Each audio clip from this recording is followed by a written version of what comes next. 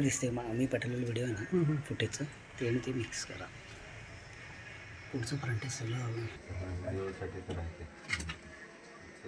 थोडे छोटे करा ना. ती बी होईना अपलोड होईना. आपलं हे सोडते पुढे गेलं विशो.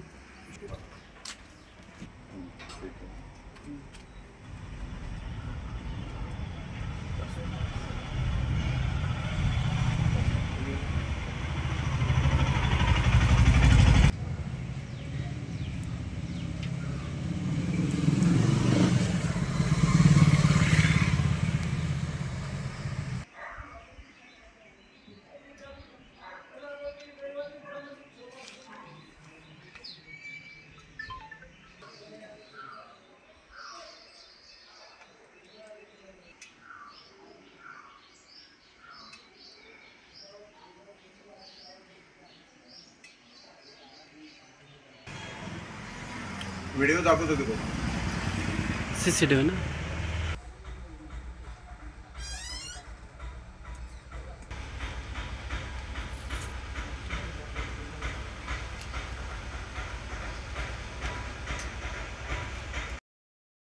काय नेमका प्रकार झाला?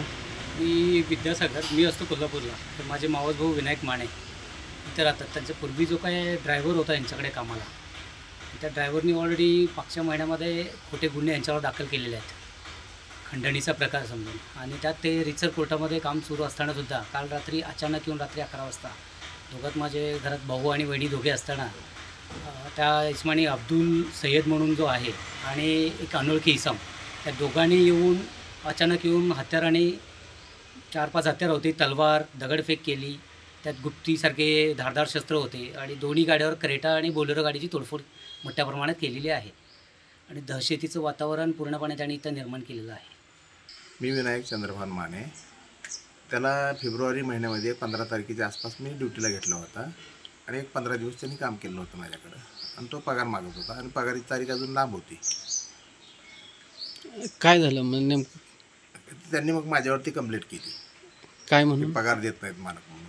मला खोटा आरोप केला माझ्यावरती. मी वार केले, स्वतः वार करून घेतला असा खोटा आरोप करून मला 8 दिवस जेलमध्ये मला भोगावं लागलं. आणि आता काल काय? काल काही नाही, शांत होतो माझं. मी शांत घरी जेवायचं चालू होतं आमचं. येऊन सपा वार केले गाडीवरती. दार ओपनच होतं. दार ओपन असल्यामुळे मिसेसने लगेच दार ओढून घेतलं. हत्यारं काय होते? म्हणजे तलवार होती, गुप्त्या होत्या, कोयते होते.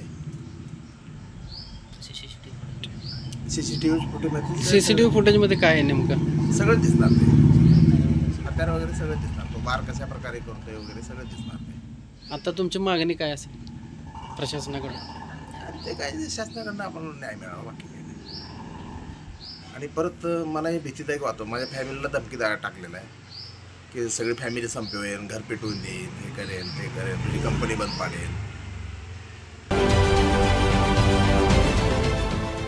देश विदेशातील प्रत्येक घडामोडींचे लाईव्ह अपडेट मिळवण्यासाठी आता साम टीव्हीच्या सर्व सोशल मीडिया प्लॅटफॉर्मला लाईक, फॉलो आणि सबस्क्राईब करा.